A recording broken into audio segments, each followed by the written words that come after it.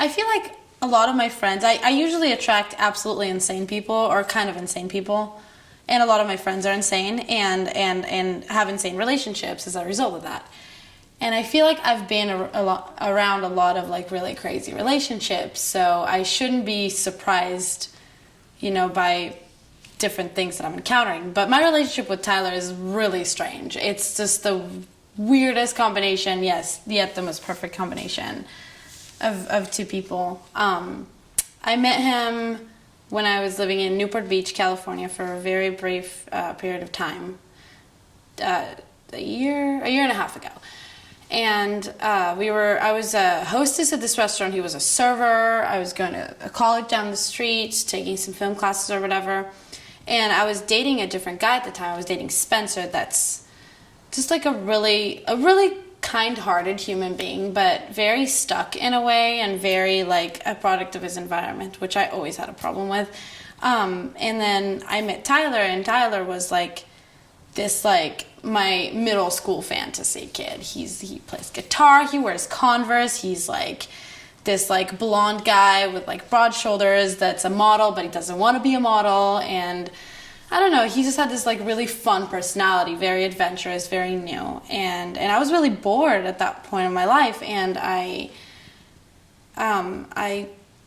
we started talking, we started hanging out, and very quickly it sort of became more than just, hooking up or whatever. And I got really, really attached to him, which I never really get attached. It's really hard to get me attached to someone. I think I have like 5 China walls surrounding my heart. So then it didn't really work out. We were too different. All he wanted to do is just like get stoned and sit around, and I wanted to take over the world. And then I ended up moving to New York that summer, and he was like, it's not for me, I can't do it, whatever. We broke up. We didn't talk for like 2 months, and then one day I was on my way to work. It was like in early August, and I get a phone call, and it's a 714 number, and it's Tyler, and I haven't talked to him in 2 months at that point, and he says, "Hey, I'm downstairs, open the door." And I'm like, what? Okay. I go downstairs, it's him, and he said, give me a chance. I want to try to sort of break out of my bubble, and I want to try to do this with you. I want to try to live here with you. And we've been together since, and we live together, and it's surprisingly, it's working. I don't know how, but it's great. And it's something that my rational mind doesn't register in my mind because we're so different. But in my heart, it feels really right, and it's the best thing I've ever had in my life. So, yeah. I grew up in Jerusalem, Israel. I grew up with goats in my backyard, and this small town, everything, third world country, whatever. And I always wanted to live in a place where I had the option and the opportunity to be whatever I wanted to be. And I felt like in Israel, especially in Jerusalem, especially being my mom's daughter, I knew everyone and everything, and everyone and everything knew me. And it was like there was nowhere else to develop. There was nowhere to grow. There was no room to grow. And I needed the feeling of something new and something exciting, and conquering a new territory in my life. And it was also had a lot to do with when I turned 18 and I didn't want to go to the military in Israel, and I ended up moving to LA, which is where my father lives. And I met him only briefly a few times before that. And so I tried the whole LA thing, and it didn't work. And I came to New York during the summer for a short vacation. And I really liked it. I just really liked the feeling. I felt like, no matter if you're a delivery guy, or if you live on Fifth Avenue, or if you're a taxi driver, or if you're the editor of whatever magazine, I felt like in this place, there's no judgment, and I feel belong in Bushwick, Aberdeen, in Brooklyn, or on Fifth Avenue. I feel belong everywhere I go, and I feel like there is this mutual respect towards bigger dreams and bigger goals here. I feel like people don't really look at each other with disdain, and people don't try to be condescending, and a lot of people would disagree and say that this is the most condescending place and people here are the most snobby or whatever. But in my experience, I came here as a blank piece of paper, and everything I'm saying is my experiences alone. And in my experience, people here tend to be happier because they're more successful, and I guess they have more things going for them, and they're just a lot more fun. And you see it in the city, you see it in the nightlife, you see it in, you know, the shows, the exhibitions, the film premieres that I go to, and I just really like the people of New York City a lot. And I'm hoping to stay here if I can, until I get really sick of it when I'm a lot older, and then I'll move to Vermont and grow my own vegetables or something. But for now, it's a perfect place for me, and I think I'm hanging on pretty well, so I'm not going anywhere.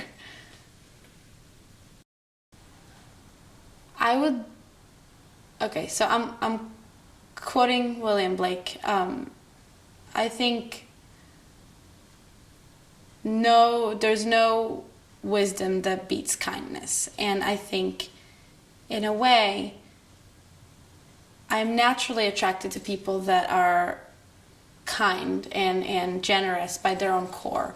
You can be keen and sharp and intelligent and intellectual and funny and sarcastic or whatever, but if in your core you're corrupt and you're not a kind-hearted human being, I'm most likely not going to be attracted to you on any level. And I always, you know, subconsciously look for people that are just as simple as that. They're just nice people.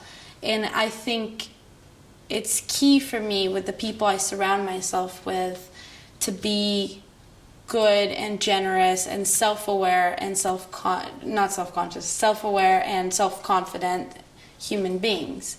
And to sort of have this mutual understanding that respect to one another. God, I sound like Miss America, but I really believe in it. Like I feel like mutual respect is so it's missing so much, and I feel like when I go around to make friends and to meet people and when I, you know, decide what conversation would turn into friendship and which one won't, it's usually based off of the kindness and the generosity I feel from the person. I need them to always be very,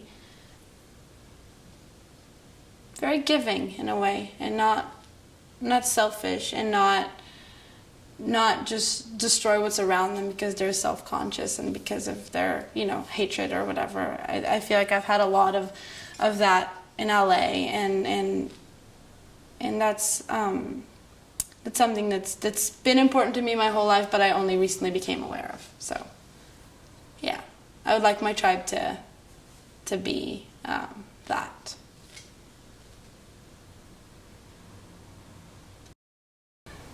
I started experimenting with film actually completely by accident. The film, my dad is a filmmaker, so anything associated with my dad up to a certain point of my life was completely rejected. But when I was 16, I remember I was getting my lip pierced at some studio in Jerusalem, and a girl that was waiting in line approached me and she said, "Hey, you know, I'm a filmmaker and I'm casting characters for my new film, and you look so much like the character I'm looking for, the one casting that I'm missing. Would you like to check it out?" And I was like, "Oh yeah, sure, yeah, I want to be a movie star." So I went to this like student film type B casting call, whatever, and they really, really liked me, and I ended up getting casted to 2 different films, and they were short films. I was 16. The kids that were doing it weren't much older than me, but I just had a really good experience. I just had this, because in my life I always feel like I get very bored with things very quickly, and I learned how to trick myself to work through it and not break relationships and not quit jobs and not quit schools because I get bored. I have to change patterns all the time. And film, what was unique about it is that it was never a pattern. Like everything was always different. Every day was an adventure. Everything was always, no day would look like a day in 3 weeks or a day 4 months ago. It's always different. And And I guess that really attracted me to the life around film in general, and not so much to directing or writing specifically. But when I got a little bit older and I started going to college or whatever, that to me was a foreign concept also, because I grew up in a place where people go to the military, not to college. I decided to take a screenwriting class, and I just really, really liked how, I had a very big language barrier at the time, because I'm not a native English speaker, and I liked how visual language didn't require a zip code. It was universal, and I could say anything to anyone using my lens, my 50 millimeter eyes, and I could capture smaller words within bigger worlds, and ignore what I wanted to ignore, and include what I wanted to include, and put a certain emphasis, and manipulate characters, and do whatever I wanted just with my eyes. And of course you have other elements, but the visual language in general, I really connected to, for that reason specifically. And then later on, I made my first film that was called The Last Nowhere, that I just made with my best friend Christian Long, that's also a filmmaker from LA, super talented guy. We made it together. We casted 2 of our friends, and a bunch of other people came and helped. And the result wasn't exactly what we wanted it to be, especially because the apartment that we were recording in was right next to the train station in Santa Ana, California.